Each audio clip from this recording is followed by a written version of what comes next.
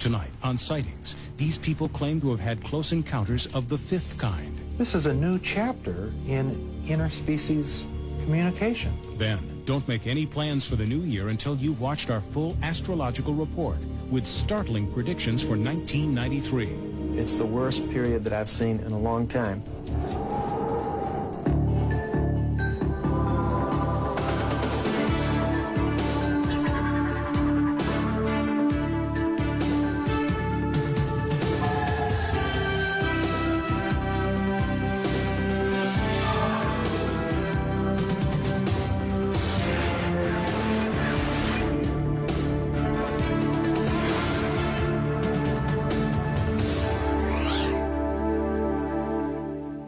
Welcome to Sightings. I'm Tim White.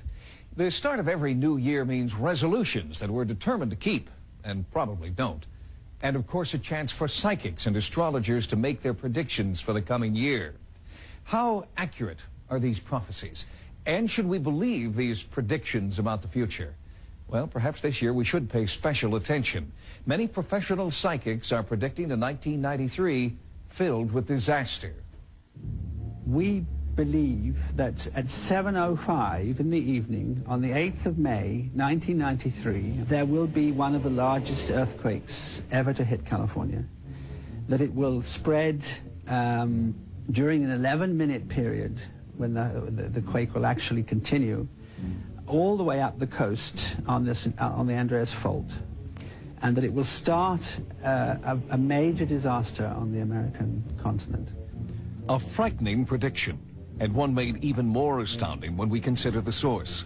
A 16th century physician, astrologer, and to some a visionary, by the name of Michel Nostradamus. According to some scholars, Nostradamus' predictions about major historical events have proven to be amazingly accurate, even 400 years after his death. Nostradamus was the most extraordinary man of his century. He was known in many circles, known as medical circles, court circles. Many ambassadors used to write terrified letters back to their various kings and queens saying, Monsieur Nostradamus has said so-and-so, we must be careful. For centuries, people have tried to decode his cryptic writings. He has been credited with predicting the coming of Hitler, air travel, great natural disasters, and plagues. There have been many interpreters of Nostradamus, but Nostradamus wrote in very obscure quatrains. First of all, it's hard to interpret it. We find out that you can read anything in it you want to. A new and intriguing interpretation of the quatrains of Nostradamus is being offered by author Peter Lorre. What we did in our book was actually to discover a code, a numerical and a grammatical code, which actually is tricky to begin with, but once you get the hang of it, it's quite simple, which decodes the quatrains and makes them much more fascinating than they are, in fact, on the face of it. Nostradamus often used astrology as what he believed was a scientific backup to his predictions. Astrology is based on the belief that the relative positions of stars and planets have a direct effect on all life on Earth. But can the future really be predicted with any accuracy? Many people do believe that psychics, palm readers, and especially astrologers have a special ability to see into the future. And there are those who turn to countless books and magazines that offer advice and predictions for the coming year. Astrology is both an art and a science. It's a science in the sense that we use the actual positions of the planets. In fact, my computers here have the same planet position tapes from NASA's Jet Propulsion Laboratories in Pasadena.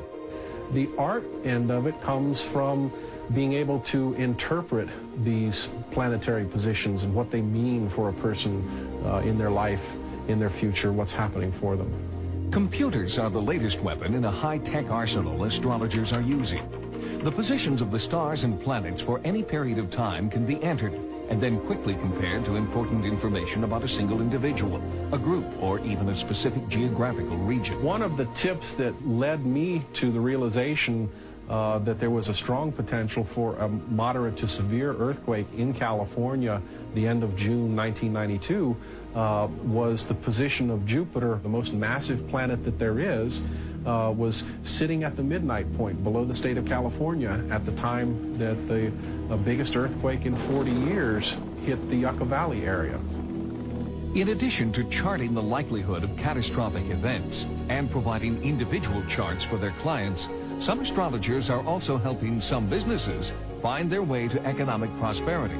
I do a portfolio called a company profile, and I take the incorporation date of the business and run it, of course, on the computer. And all of those charts give some insight into the business. As a result of working with Grace, I saw a tremendous turnaround in the income and the volume of activity in my business.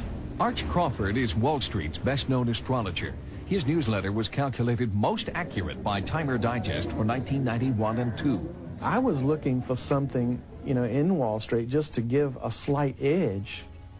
And what I found was startlingly more than an edge. The incoming administration would do well to consult astrologers. The heads of most governments in the past always did consult astrologers. Some of the major heads today still do. Ronald Reagan was known as the Teflon president because whatever they threw at him, nothing stuck. And the reason nothing stuck was that he was doing everything on a favorable astrological time. The man knew what he was doing. I can tell you that Bush has not been using astrologers, because he went to Japan and threw up on the prime minister on an eclipse date that was in bad aspect to the natal United States chart. That was a worse time to go out. That was a good time to stay home and be sick, maybe. And what do the heavens tell prominent astrologers and astroeconomists about the events of the upcoming year? Looking over what's going to happen in the year ahead, it looks to me like one of those years they're going to make T-shirts about. It's going to be I Survived 1993. The major war potential now relates more to the holy war between the Islamic nations of the Middle East and the great powers in the West. It's going to be more a terrorist kind of situation, especially around approximately February 2. And also in August and early October of 1993.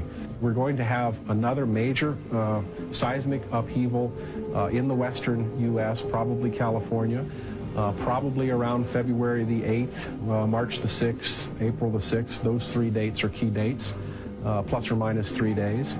I do have a prediction of a high late in April and a very devastating May-June period.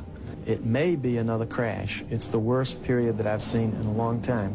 I don't know specifically how the planets affect Somalia in particular, but I think it's very strange that the United States goes in there on the day of the lunar eclipse, and I don't think that that's a good thing. On a full moon and a lunar eclipse is not a good time to start projects. Nostradamus predicts an earthquake on the west shore, Los Angeles, California, which will be of such great dimensions that the seismic records will be heard not only in New York but practically worldwide.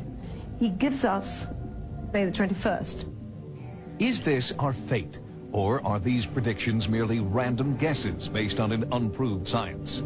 And should we take them seriously? Can computers, or the words of a 16th century doctor, foretell our future? We all, of course, want to know what's happening in the future. I think that's something we experienced as a child. If we could just predict the future and know what was going on.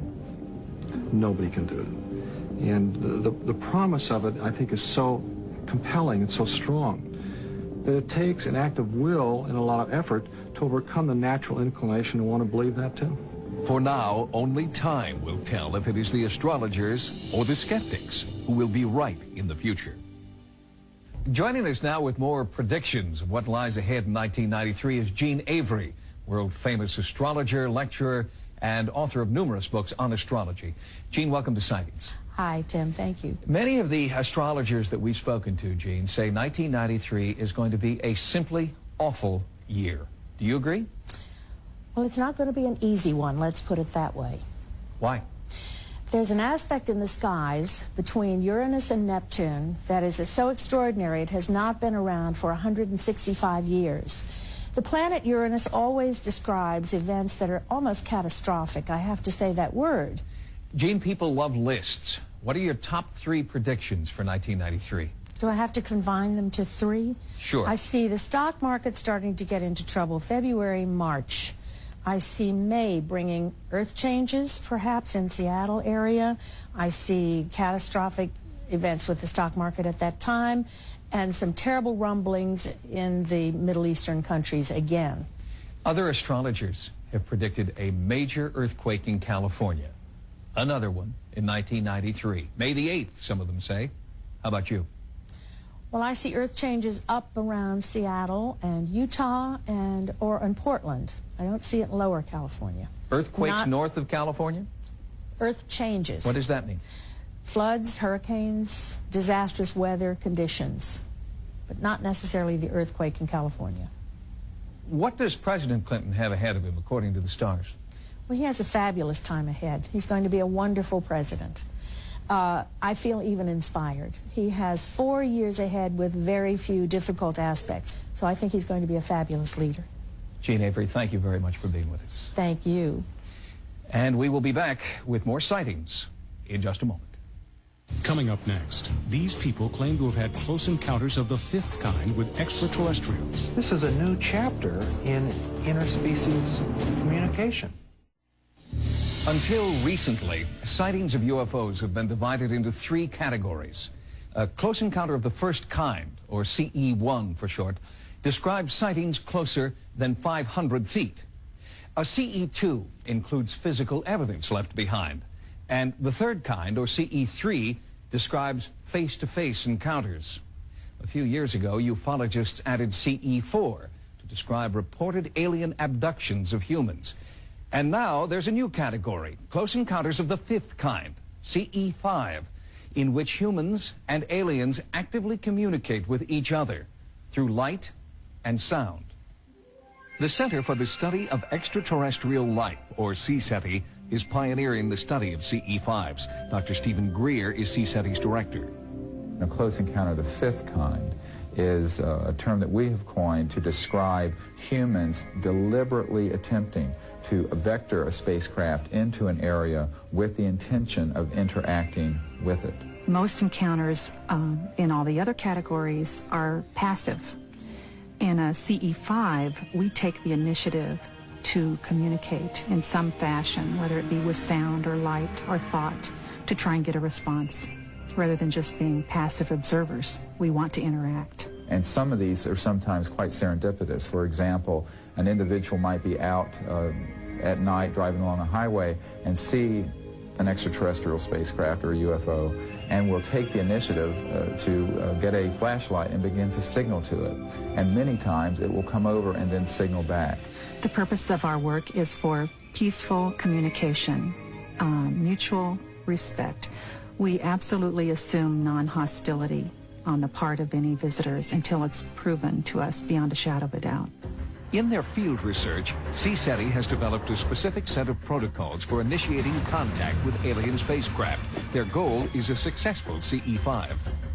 The different methods of initiating a CE5 include using sound, which are, at this point, we're using anomalous sounds that were recorded inside of crop circles in England. We use light. When we go out into the field, we go with 500,000 candle power halogen lights that are portable. The lights are used signaling to the UFO either in a series of flashes or by drawing shapes in the sky, usually a large triangle or large circle. It's meant to encourage the UFO to participate and to interact with the project. We also use thought in the form of meditative thought or thought projection. We call it coherent thought sequencing.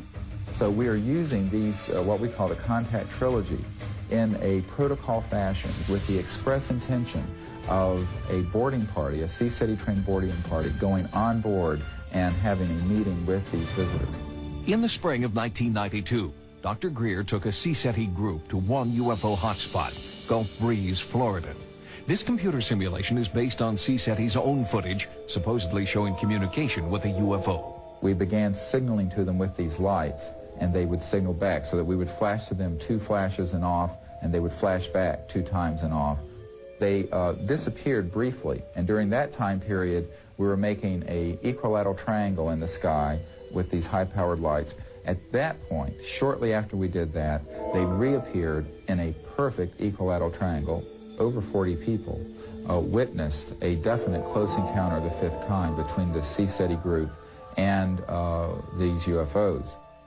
With their apparent success at Gulf Breeze, CSETI expanded their field research to include an investigation in Great Britain. They combined forces with British researchers who were interested in investigating if alien spacecraft could be responsible for England's famous crop circles. We wanted to try and prove once and for all if a link really did exist between the UFO phenomenon and the crop circle phenomenon. We picked the Wiltshire area because the majority of the crop circle formations in England are forming in that particular county. The site there is very close to Stonehenge. It's a very prolific area for aerial phenomena and for the ground patterns. During our protocol that evening of July 23rd, we focused on our thought process for this particular formation for 20 minutes. We all held in our minds the thought of a triangle with a circle at each point of the triangle. And we were, of course, very astonished to find that the next day, precisely that shape appeared in a field. We walked out onto the end of this long land formation, and as we got to the very end, there glistening in the sun below us was the perfect formation, identical to what we had envisioned. We clearly do have an intelligence involved, which would appear to be reading the brain patterns of the human psyche. It seems very evident to us that this is all about communication. They, whoever they are communicating to us with these ciphers in the field. And in our CSETI protocol, we've communicated with them, and they've answered back. When we saw the existence of this formation, we considered that to be a very high-level CE5. Exhilarated by their success, the CSETI team mounted another investigation nearby at Alton Barnes. Bad weather forced most of the team to abandon the overnight surveillance. But Dr. Greer and 3 others persevered. At approximately 12:20 a.m., Chris Mansell was banging on my window, and I opened the door and I said, "What is wrong?" And he said, "There is a spaceship coming right through the bloody field." It must have been 80 to 100 feet across, very large. And at this point, we were able to extricate one of these high-powered lights, and we began to signal to it. So I took the light and I hit it twice with this very high-powered light, 2 flashes, and paused. To my ultimate surprise, it actually flashed back. And he did it again, and it flashed back again. It's just amazing, I mean, uncanny, really. This event certainly ranks as one of the most significant human-initiated encounters in history, and I think it speaks to the possibilities which await us in the future. One such possibility is accurately predicting when and where a CE5 will occur. Roy Dutton is a British aerospace engineer who has amassed records on thousands of reported UFO sightings. Given a specific location, Dutton believes he can predict the date and time of the area's next sighting. I can very, very quickly produce a predictions graph for any place on Earth. Roy Dutton did predict the events that occurred at Alton Barnes. I had just met him that day, the day of the 26th, and he had, for that part of England, had stated that there would be high likelihood of sightings at around 10:30, which is when we did have the first sightings, and then again at 12:30. The sightings which occurred that night were congruent with his predictions. We, in our CSETI work, have communicated to them, and they've answered. What are the boundaries of this? This is a new chapter in interspecies communication. CSETI members believe that the increasing number of UFO sightings reported over the past 40 years are more than coincidence. They believe the growing number of sightings are part of an extraterrestrial master plan to prepare us, they say, for formal contact in the near future. Coming up, a landmark that's become the site of an investigation after a psychic channeling. Robert the pirate spoke through me, and he spoke about underground tunnels and buried treasure. Up and down the eastern seaboard, local folklore is filled with stories and legends about the pirates who once ruled the Atlantic coast. Their exploits on the high seas are intriguing, but still more tantalizing are the stories of buried treasure the pirates left behind. Now historians, archaeologists, and a psychic are teaming up to find one treasure trove that they all believe may lie buried in New Jersey.